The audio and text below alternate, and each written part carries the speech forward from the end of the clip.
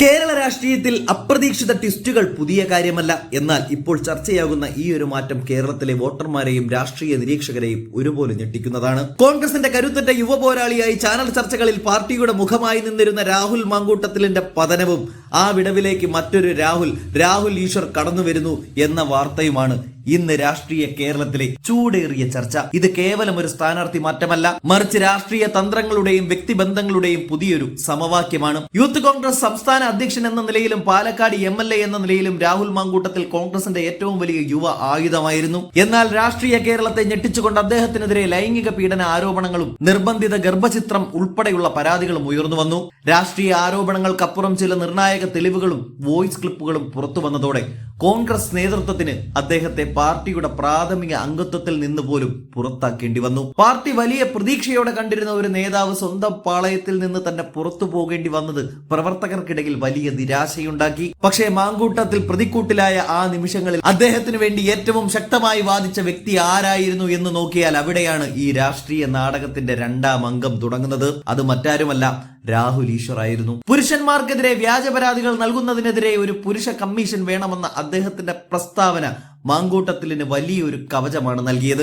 ഈ നിലപാടുകൾക്ക് വേണ്ടി രാഹുൽ ഈശ്വറിന് ജയിൽവാസം പോലും അനുഭവിക്കേണ്ടി വന്നു എന്നതാണ് വാസ്തവം. എന്നാൽ ഇപ്പോൾ പുറത്തു വരുന്ന സൂചനകൾ പ്രകാരം മാങ്കൂട്ടത്തിൽ ഒഴിച്ചിട്ട ആ കസേരയിലേക്ക് രാഹുൽ ഈശ്വർ കയറാൻ ഒരുങ്ങുകയാണ്. മനോരമ ന്യൂസിന് നൽകിയ അഭിമുഖത്തിൽ രാഹുൽ ഈശ്വർ തന്നെ തന്റെ രാഷ്ട്രീയ താല്പര്യങ്ങൾ തുറന്നു പറഞ്ഞിട്ടുണ്ട്. വരുന്ന നിയമസഭാ തെരഞ്ഞെടുപ്പിൽ മധ്യ തിരുവിതാംകൂറിലെ മണ്ഡലങ്ങളിൽ മത്സരിക്കാൻ തനിക്ക് താല്പര്യമുണ്ടെന്നും ഒരു പ്രമുഖ രാഷ്ട്രീയ പാർട്ടി തന്നെ ഇതിനോടകം സമീപിച്ചിട്ടുണ്ട് എന്നും അദ്ദേഹം വെളിപ്പെടുത്തി കഴിഞ്ഞു. കോൺഗ്രസ് എന്ന് പേരെടുത്തു പറഞ്ഞില്ലെങ്കിലും മഹാത്മാഗാന്ധിയുടെ പാതയിലുള്ള ഹിന്ദു മുസ്ലിം ക്രിസ്ത്യൻ ഐക്യം ആഗ്രഹിക്കുന്ന ഒരു രാഷ്ട്രീയം എന്നാണ് അദ്ദേഹം വിശേഷിപ്പിച്ചത്. അടുത്ത തവണ കേരളത്തിൽ കോൺഗ്രസ് അധികാരത്തിൽ വരണമെന്ന് ആഗ്രഹിക്കുന്നതായും അദ്ദേഹം കൂട്ടിച്ചേർക്കുമ്പോൾ കാര്യങ്ങൾ വ്യക്തമാണ്. ഇവിടെ ഒരു കാര്യം നാം ശ്രദ്ധിക്കണം.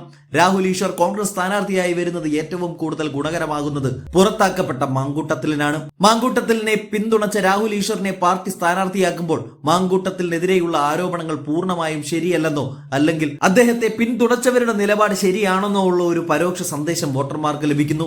ഇതൊരു ക്ലീൻ ചീറ്റ് രാഷ്ട്രീയ തന്ത്രമായാണ് വിലയിരുത്തുന്നത്. രാഹുൽ ഈശ്വർ ജയിച്ചു കയറിയാൽ അത് മാങ്കൂട്ടത്തിലിനെ അനുകൂലിച്ച പൊതുവികാരത്തിന്റെ വിജയമായി വ്യാഖ്യാനിക്കപ്പെടും. ഒരു യുവ നേതാവ് നഷ്ടപ്പെട്ട വിടവ് നികത്താൻ സമാനമായ വാക്ചാരുതയുള്ള ജനശ്രദ്ധയുള്ള മറ്റൊരാളെ കൊണ്ടുവരുന്നത് കോൺഗ്രസിന്റെ ഒരു ലാസ്റ്റ് മിനിറ്റ് സർജിക്കൽ സ്ട്രൈക്ക് കൂടിയാണ്. ഒരു കാലത്ത് നിയമസഭയിൽ കോൺഗ്രസിന്റെ ശബ്ദമായി മാറിയിരുന്ന രാഹുൽ മാങ്കൂട്ടത്തിൽ ഇന്ന് കോടതി മുറികളിൽ തന്റെ നിരപരാധിത്വം തെളിയിക്കാൻ പോരാടുമ്പോൾ അദ്ദേഹത്തിന് വേണ്ടി പുറത്തു പൊരുതിയ രാഹുൽ ഈശ്വർ കൈപ്പത്തി അടയാളത്തിൽ വോട്ട് തേടാനൊരുങ്ങുന്നു. രാഷ്ട്രീയത്തിൽ സ്ഥിരമായ ശത്രുക്കളും മിത്രങ്ങളുമില്ല എന്ന് പറയുന്നത് എത്ര ശരിയാണ്.